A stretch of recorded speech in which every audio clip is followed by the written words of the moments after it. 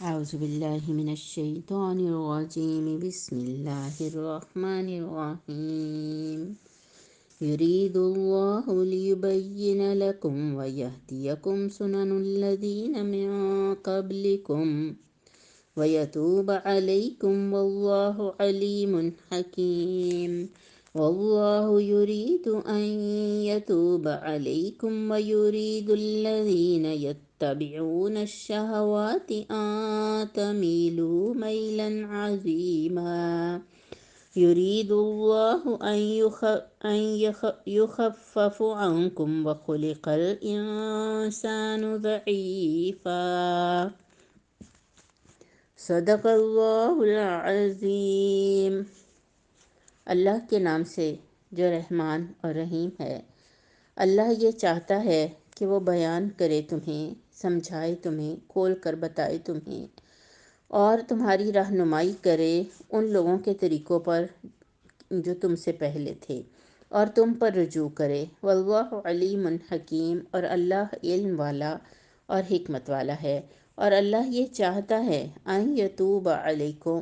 کہ وہ تمہارے اوپر رجوع کرے، تمہاری طرف متوجہ ہو۔ اور وہ لوگ وَيُرِيدُ الَّذِينَ، چاہتے ہیں وہ لوگ يَتَّبِعُونَ الشَّهَوَاتِ، جو پیروی کرتے ہیں شہوات کی، ان تَمِيلُوا مَيْلًا عَظِيمًا، کہ وہ تمہیں بہت دور لے جائیں۔ یرید اللہ، اللہ یہ چاہتا ہے، یہ ارادہ کرتا ہے، ان یخفف عنکم، کہ وہ تمہیں ہلکا کر دے، وخلق الانسان ضعیفا، اور انسان کمزور پیدا کیا گیا ہے۔ اعوذ باللہ من الشیطان الرجیم بسم اللہ الرحمن الرحیم۔ رب اشرح لی صدری ویسر لی امری واحلل عقدۃ من لسانی یفقہوا قولی واجعل لی وزیرا من اہلی ہارون اخی اشدد بہ ازری واشرکہ فی امری کی نسبحک کثیرا ونذکرک کثیرا انک کنت بنا بصیرا۔ بسم اللہ الرحمن الرحیم۔ میری عزیز بہنوں، سورۃ النساء کا مطالعہ ہم کر رہے ہیں، اور اس سورہ کا جو بنیادی عنوان ہے، مرکزی جو موضوع ہے، وہ یہ ہے کہ خاندان کے چھوٹے دائرے اور چھوٹے یونٹ سے لے کر بہت بڑے حکومتی جو دائرے ہیں، پوری قوموں اور ملکوں کے نظام چلانے والے جو دائرے ہیں، ان تمام دائروں میں، خاندان سے لے کر حکومتی دائروں تک، تمام دائروں میں اللہ رب العزت کے دین کی حکومت قائم ہو جائے، اللہ کی حکومت قائم ہو جائے۔ اب وہ کس طرح سے قائم ہوگی اور اس کا کیا میتھڈولوجی ہوگی، اس کے کیا حدود و قیود ہوں گے، سورۃ النساء ہمیں شروع سے یہی بتا رہی ہے۔ حلال اور حرام رشتے، خاندان کی تشکیل، نکاح کس سے ہو سکتا ہے، کس سے نہیں ہو سکتا۔ تو اس سارے سیاق و سباق میں، کیونکہ اللہ تعالیٰ انسانوں کے اوپر یہ بتانا چاہتے ہیں کہ انسان جس شریعت اور جس دین کی پیروی کرتا ہے، وہ عین اس کے مطابق ہے، اس کی اپنی طبیعت اور فطرت کے مطابق ہے۔ چنانچہ ایک بہت زبردست جو آیات ہیں، اب اس ابتدائی موضوع کے بعد اللہ تعالیٰ ہمارے سامنے رکھ رہے ہیں، وہ یہ کہ جو اسلامی نظام زندگی ہے، وہ احکام اور ضابطے اور قوانین کا مجموعہ ہوگا، اور انسانی طبیعت اور فطرت جو ہے وہ قوانین اور ضابطوں کے اندر بندھ کے رہنا اس کو پسند آئے گا۔ جبکہ جو لوگ اللہ کے دین کو نہیں مانتے نا، اور اس میں نئے راستے نکالتے ہیں، دراصل وہ آزاد شہوت رانی کے پیروکار ہوں گے، وہ کسی حدود اور قیود اور پابندیوں کے قائل نہیں ہوں گے، اور دراصل وہ آزاد رہ کے تو ایک فری سیکس سوسائٹی بنانا چاہتے ہیں، جو خاندان کی ایسی فری سیکس سوسائٹی جس کی خاندان سے اور ایک جمے ہوئے جو معاشرے جس میں حدود و قیود ہوتی ہیں، اس سے اس کی دشمنی ہوگی۔ تو میری عزیز بہنوں، اللہ تعالیٰ بہت مہربان ہے، اللہ بہت رحم کرنے والا ہے۔ ان آیات میں ہمیں یہ پتہ چلتا ہے کہ اللہ تعالیٰ لیکن اپنے بندوں کے ساتھ اس کا جو ارادہ ہے نا، وہ جو چاہتا ہے، وہ کیا چاہتا ہے، وہ یہ چاہتا ہے، اس کا ارادہ یہ ہے کہ وہ اپنے بندوں کے ساتھ نرمی کرے، اور ان کے سامنے جو اس نے قانون بنایا نا، اگر اسلامی معاشرے کے لیے کچھ قوانین ہیں، کچھ جو ہیں وہ ضابطے ہیں، تو وہ ان قوانین اور ان ضابطوں کی حکمت کھول کر بتا دے، وہ ان کو بتاتے ہیں کہ وہ اللہ تعالیٰ جو نظام انسانوں کو دیتے ہیں نا، انسانوں کے لیے اس میں خیر ہی خیر ہے، اور اس میں ان کے لیے سہولت ہی سہولت ہے، وہ ایک بالکل عین ان کی فطرت کے مطابق نظام ہے۔ اور اس طرح اللہ تعالیٰ جب ان سے بات کر رہے ہیں ان آیات کے اندر، تو اپنی شریعت کی وہ حکمت بتا رہے ہیں، یعنی اس شریعت کی حکمت کیا ہے جس سے انسان اپنے دل کھول کے جسے قبول کر لے، وہ یہ کہ اللہ تعالیٰ انسانوں کے اوپر نرمی کرنا چاہتا ہے۔ اللہ تعالیٰ کا ارادہ جو ہے وہ کیا ہے، یرید اللہ لیبین لکم، تاکہ وہ کھول کر بتائے، اور ان لوگوں پر جو تم سے پہلے تھے، یعنی جو پہلے کے ہدایت یافتہ، پہلے کے قبلکم سے مراد پہلے لوگ کون سے ہیں، سنن الذین من قبلکم، وہ کون ہیں، وہ انبیاء، وہ آدم علیہ السلام، وہ ابراہیم علیہ السلام، وہ یوسف، وہ موسیٰ، وہ عیسیٰ علیہ السلام، تو ان لوگوں کے راستے پہ چلائے، کیونکہ تاریخ انسانی ہمارے سامنے یہ گواہی رکھتی ہے کہ وہ نیک لوگ تھے، وہ ایک ایسا پلیٹ فارم ہے، وہ ایسا ایک گروہ ہے، وہ ایک ایسا ایسی منزل ہمارے سامنے آتی ہے جس کے، میری عزیز بہنوں، ایک ہی رنگ ہے، اس شخصیت کا، اس کردار کا جو اللہ کا دین پروڈیوس کرتا ہے نا، وہ آدم علیہ السلام کو دیکھیں، وہ عیسیٰ علیہ السلام کو دیکھیں، وہ موسیٰ علیہ السلام کو دیکھیں، وہ آپ یوسف علیہ السلام کو دیکھیں، پھر ان سارے اتنی پیارے پیارے لوگوں کے نام، اتنے پیاری پیاری ہستیوں کی جو خصوصیات، وہ ساری خصوصیات ہمارے نبی اکرم صلی اللہ علیہ وسلم کی ذات مبارک میں اکٹھی، سب ایک ہی یعنی جو کوئی آج بھی اس دین کے اوپر چلے گا نا، تو وہ پروڈکشن ایسی ہی بن جائے گی۔ جو جماعت، جو گروہ، جو دین، جو بھی اللہ رب العزت کے اس سچے دین کو لے کے اٹھے گا، تو وہ اسی طرح کی پروڈکشن آج بھی دے گا، جیسی کہ یوسف تھے، جیسی کہ محمد صلی اللہ علیہ وآلہ وسلم تھے۔ کیونکہ ایک ہی اصول ہے نا، ان تمام اصولوں کے اندر ان اصولوں کو بنانے والی ذات ایک ہی ہے، یعنی اللہ رب العزت، پھر اس کے مقاصد ایک ہی ہیں، پھر ان کی منزلیں، یعنی مرنا ہے، مر کے تو اللہ تعالیٰ کے سامنے حاضر ہونا ہے، اللہ کے سامنے جواب دینا ہے، تو پھر وہ جو جواب دہی کی منزل ہے وہ بھی جو ہے وہ ایک ہی ہے، اور اس یعنی جواب دہی پہ اور اللہ کے آگے نجات پا کے تو پھر جنتوں کا حاصل کیا جانا، وہ منزل بھی ایک ہی ہے۔ یہی وجہ ہے جہاں کہیں بھی حقیقی امت مسلمہ اٹھتی ہے آج بھی، تو وہ اسی منہج پہ اٹھتی ہے، اسی لائن پہ کھڑی ہوتی ہے، اور اسی طرح سے آج بھی آپ ڈھونڈیں تو یوسف کی شخصیت کا رنگ آپ کو کسی میں نظر آئے گا، موسیٰ علیہ السلام کی شخصیت اور ان کی جد و جہد کا رنگ کسی میں نظر آئے گا، نبی کریم صلی اللہ علیہ وسلم کی شخصیت کے رنگ تو بہت سے رنگ تھے، اور ہر رنگ آپ کو کسی نہ کسی کے اندر محفوظ و معمون نظر آئے گا۔ اللہ تعالیٰ نے ان سارے رنگوں کی بھی حفاظت کی ہے۔ اسی طرح پھر اس کے بعد اللہ تعالیٰ نے فرمایا وَيَتُوبَ عَلَيْكُمْ، کہ وہ تم پر رجوع کرنا چاہتا ہے، وہ اپنی رحمت کے ساتھ تمہاری طرف متوجہ ہونے کا ارادہ رکھتا ہے۔ تو جیسے کوئی بڑا ہوتا ہے نا، تو اگر وہی کسی چھوٹے کو چھوڑ دے کہ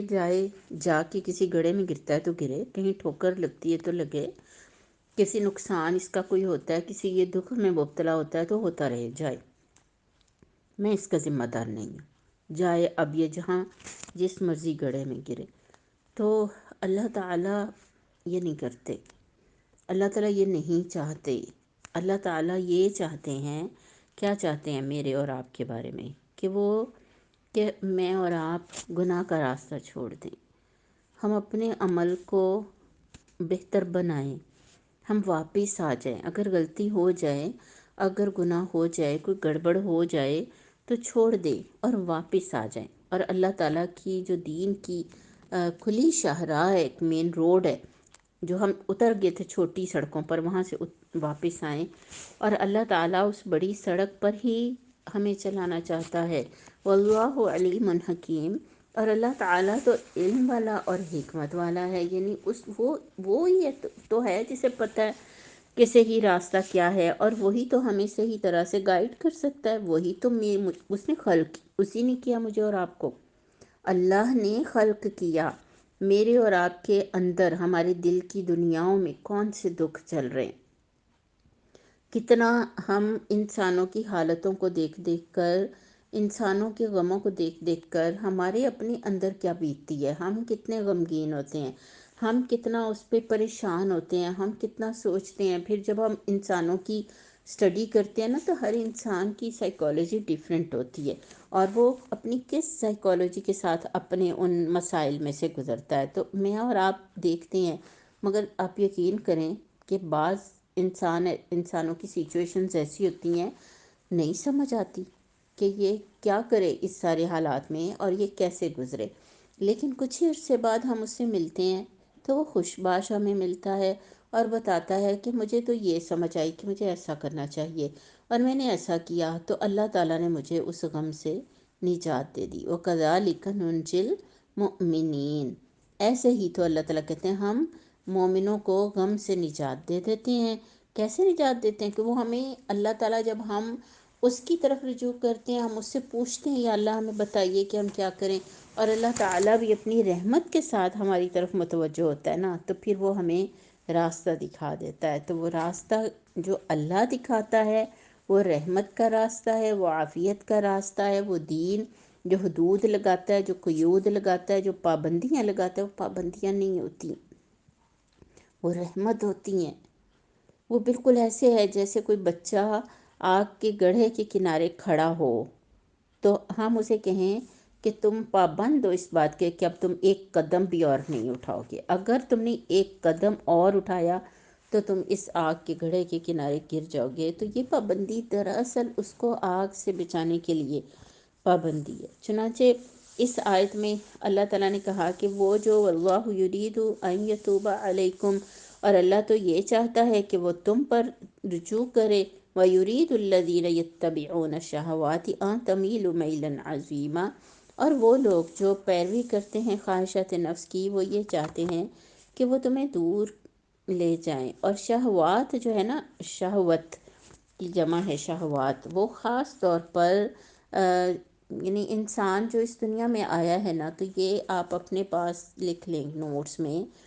کہ دو چیزیں ہیں اس کی بھوک، اور ایک اس کی پیٹ کی بھوک اور ایک اس کی جنس کی بھوک۔ ان دونوں بھوکوں کو دراصل ہدایت کی بھوک کور کرتی ہے۔ جب ہدایت کی بھوک پیدا ہو جاتی ہے نا، تو انسانوں کے پیٹ بھی کنٹرول ہو جاتے ہیں، اور انسانوں کی یعنی بھوک بھی کنٹرول ہوتی ہے، اور انسانوں کے لیے جنس کی جو خواہش ہے وہ بھی حدود و قیود کے اندر آ جاتی ہے۔ لیکن جب ہدایت سے دور ہوتے ہیں، جب اللہ کے دین سے دور ہوتے ہیں نا، تو پھر ان دونوں سے آزاد ہو کر زندگی گزارنا چاہتے ہیں، جو چاہو کھاؤ۔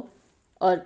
سیکس کے حوالے سے پوری دنیا میں آپ دیکھیں، پورے معاشرے ہیں جن کو آج یہ کہا جاتا ہے کہ وہ فری سیکس سوسائٹیز ہیں۔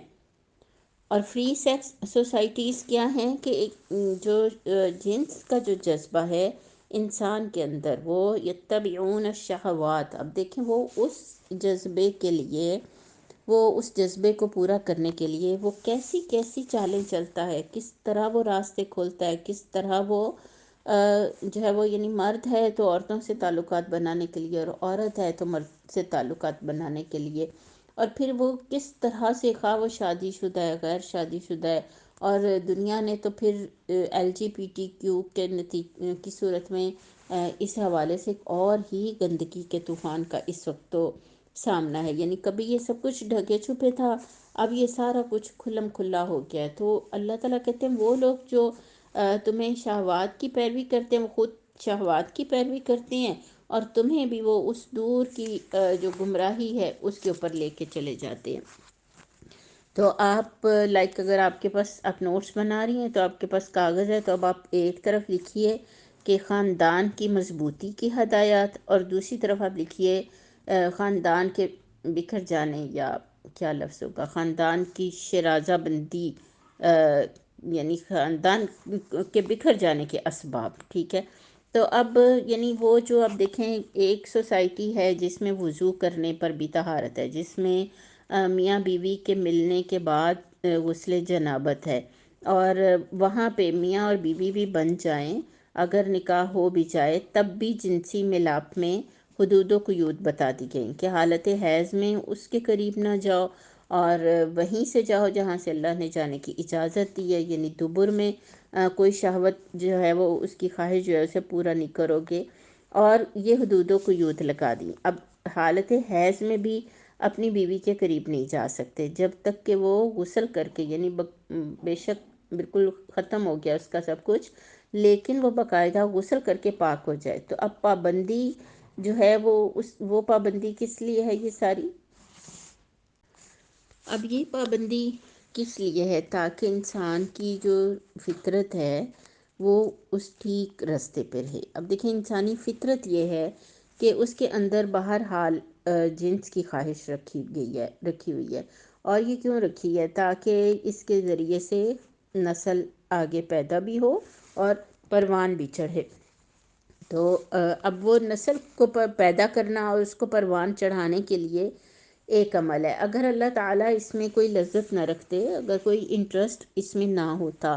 تو شاید عورت اور مرد دونوں ہی اس سے کوئی وہ اولاد کی خاطر یہ عمل کرنے کو تیار نہ ہوتے نا۔ تو یہ اللہ تعالیٰ نے یہ سب رکھا، اور پھر اس کے نتیجے میں اللہ تعالیٰ نے اولاد کو دنیا میں بھیجنا ہے۔ تو وہ ایک پاکیزہ نظام بنانا جس میں اولاد دنیا میں بھی آئے، اور وہ ایک طہارت کے ایک مکمل نظام کے اندر آئے، اور پاکیزگی کے ساتھ اس دنیا کے اندر اپنی زندگی کا آغاز کرے، اور پھر وہ اس دنیا کے اندر جو ہے وہ بہترین انسان بن کے پروان چڑھ سکے۔ تو یہ تو امت مسلمہ بنانے کا مقصد ہے نا، یہ امت مسلمہ جو خیر ہی خیر ہو۔ جبکہ اس کے بالمقابل ایسے بچے جو نکاح سے قبل ہی پیدا ہو گئے ہوں، اور آزاد شہوت رانی ہو، کوئی پابندی نہ ہو، کسی کو نہ دینی پابندی ہو، نہ کوئی اخلاقی پابندی ہو، اور نہ کوئی اجتماعی پابندی ہو، تو یہ چاہتے ہوں دیکھیں جو شہوات کی پیروی کرتے ہیں ان کی پیروی کا آپ اندازہ تو لگائیں۔ آج کل کے میڈیا اور ڈراموں کو آپ اٹھا کے دیکھ لیں، مطلب وہ کیا چاہتے ہیں کہ یہ تو ایک ایسی بھٹی ہو شہوت کی جو اتنی گرم ہو جائے، اتنی پھیل جائے، جس میں ہر کوئی جس طرح چاہے، کوئی رکاوٹ نہ ہو اس کے اوپر، وہ جس طرح چاہے، کوئی مطلب اس کے لیے کوئی، ہر دل جو ہے نا وہ کسی عورت کے لیے تڑپ رہا ہو، اور ہر بے جا اور فضول اور گھٹیا اور غلط طریقے سے اس عورت کو حاصل کرے، اس کے اپنے اعصاب پر، اپنے نفس پر اس کو کوئی کنٹرول نہ ہو، کوئی گھر اس طرح سے آپ دیکھیں مطمئن نہ ہو، کسی کی عزت محفوظ نہ رہے، کوئی خاندان باقی نہ رہے، اور انسان جو ہے وہ کیا جانور بن جائے۔ اور پھر ایسے جانور بن جائیں آپ دیکھیں کہ جن کے میل فیمیل کو دیکھتے ہی ان پہ ٹوٹ پڑے، بس وہ ایک ہی تصور ہو کہ میل ہے نا، وہ ایک ستھرا انسان نہیں ہو سکتا، ایک صالح سوچ رکھنے والا انسان نہیں ہو سکتا، پاکیزہ انسان نہیں ہو سکتا۔ وہ جہاں کسی فیمیل کو دیکھے گا وہاں سے چھیڑے گا، وہاں اس کے دماغ میں ایک ہی خیال جاگے گا کہ جنس کی بھوک۔ کیا ایسا ہی نہیں ہے؟ کیا ایسا ہی نہیں ہے؟ جب فری سیکس سوسائٹیز نے مسلمان معاشروں کے اوپر بھی اپنی وہ ڈالی، تو مجھے بتائیے کہ آج ایسا ہی نہیں ہے کہ ہمیں ایسے لگتا ہے کہ جو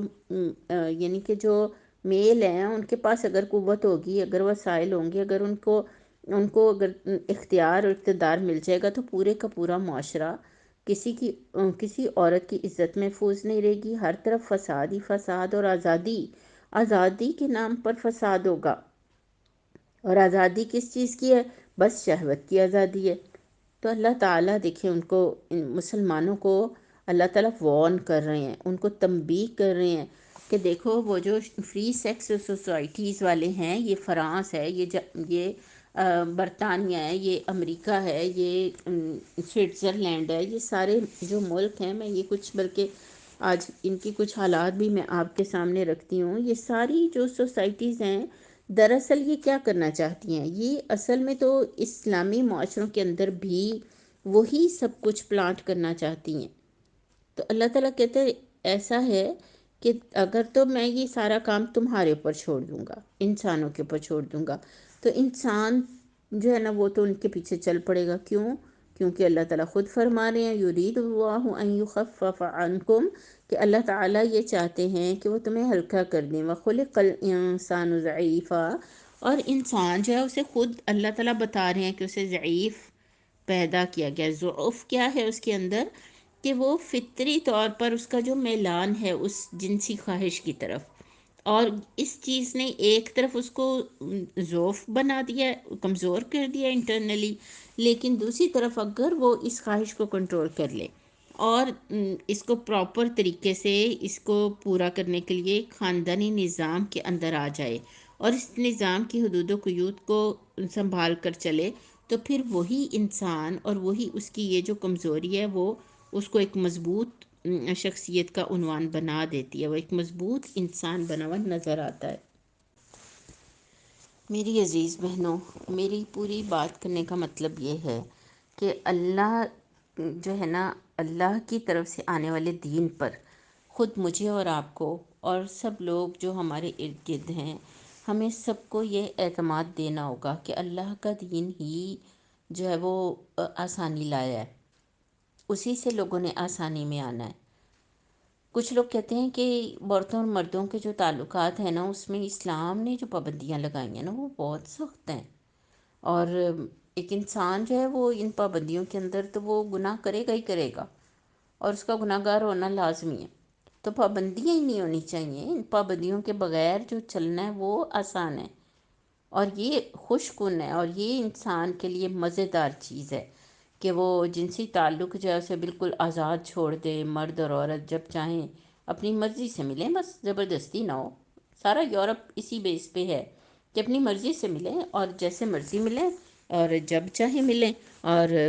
کوئی قانون ان کے اوپر کوئی قدغن نہیں لگا سکتا، اور کوئی مرد کو جا کے قانون نہیں پوچھے گا کہ تم نے اس عورت سے نکاح بھی نہیں کیا، شادی بھی نہیں کی، اور تم نے پہلے ہی اس کو پریگننٹ کر دیا ہے، اور اب تم اسے چھوڑ آئے ہو، اور وہ تنہا اب اس بچے کو پالے گی، پیدا بھی کرے گی، 9 ماہ اٹھا کے رکھے گی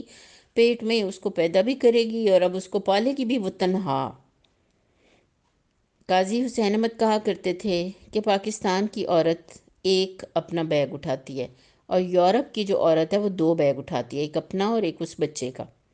تو آپ مجھے بتائیں کہ کوئی قانون نہیں ہے جو اس مرد کو جا کے پوچھے جس نے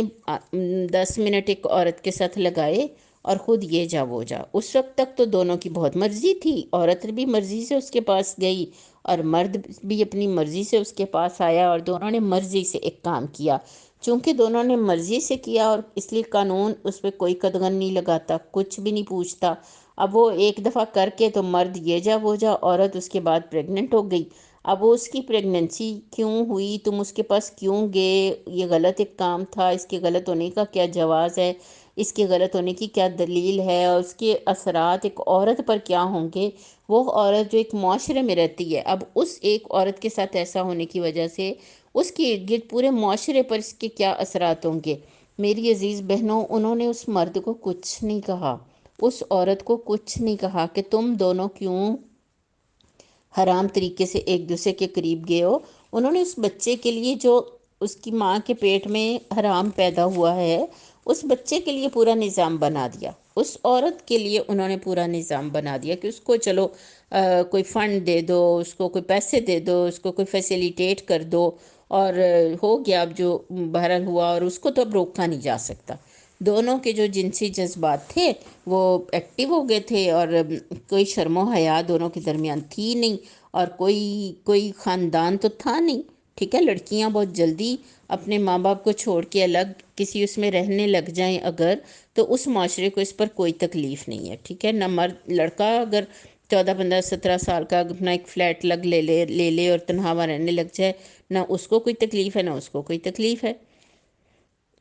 عزیز بہنوں، پچھلے سارے معاشرے اگر آپ پڑھ کے دیکھیں نا تو ان کے اندر ساری خرابیاں تھیں، مگر یہاں چونکہ موضوع گفتگو یہ ہے نا کہ وہ یتبعون الذین یتبعون الشہواتی، کیا چاہتے ہیں وہ، تمیل میلا عظیما، کہ وہ تمہیں بہت دور فار اوے لے جائیں اس ٹھیک راستے سے، اس امن اور سلامتی کے راستے سے. تو جب وہ دور لے گئیں تو کیا ان تہذیبوں نے، جب وہ فری سیکس سوسائٹیز بن گئیں، قوم سمود پڑھ کے دیکھیں، قوم عاد کو پڑھ کے دیکھیں، رومی تہذیبوں کو پڑھ کے دیکھیں، یونانی تہذیبوں کو، قدیم ایرانی تہذیب کو پڑھ کے دیکھیں، اور ان ساری جو جتنی تہذیبیں تھیں ان سب میں ایک کامن مسئلہ تھا، اور وہ تھی فری سیکس، جس کو کتابوں میں کہیں جو ہے وہ جنسی انارکی لکھا ہوتا ہے، کہیں پہ بے بد راہی لکھا ہوتا ہے، بے راہ روی لکھا ہوتا ہے۔ موجودہ دور میں جو ہمارے جو جدید ترقی یافتہ ممالک ہیں، جن کو سو کال ترقی یافتہ کہا جاتا ہے، مگر انسانوں کے درمیان اس مسئلے پر وہ بھی نہایت بری طرح سے ناکام ہے، بہت بری طرح سے ناکام۔ ایک کتاب مولانا مودودی کی ہے، مولانا مودودی نے اس میں یہ جو کتاب ہے نا پردہ، وہ میرا دل چاہتا ہے کہ ضرور سب پڑھیں، خاص طور پر اس میں انہوں نے لکھا ہوا ہے کہ شہوانیت جب پھیل گئی نا، اور فرانس کے اندر اس کے بارے میں وہ لکھتے ہیں کہ رفتہ رفتہ کیا ہوا، فرانسیسیوں کی جسمانی قوت جواب دے گئی، دائمی جنسی ہیجانات نے ان کے اعصاب کمزور کر دیے، خواہشات کی بندگی نے ان میں ضبط اور برداشت کی طاقت کم چھوڑی، امراض خبیثہ وہاں پر کثرت سے پھیل گئے، اور 20ویں صدی کے آغاز سے یہ کیفیت ہے کہ فرانس کے فوجی حکام کو مجبوراً ہر چند سال کے بعد نئے فوجیوں کے لیے جسمانی اہلیت کے معیار کو گھٹا دینا پڑتا ہے اور لو کر دینا پڑتا ہے، کیونکہ جو اہلیت پہلے تھی اب جب اگلی کھیپ آتی ہے تو وہ اس سے بھی کمتر ہوتی ہے۔ یہ ایک معتبر پیمانہ ہے جو تھرمامیٹر کی طرح قریب قریب یقینی صحت بتاتا ہے کہ فرینچ قوم کی جسمانی قوتیں کتنی تیزی سے گھٹ رہی ہیں۔ وہاں پہ لکھا ہوا ہے کہ جن سپاہیوں کو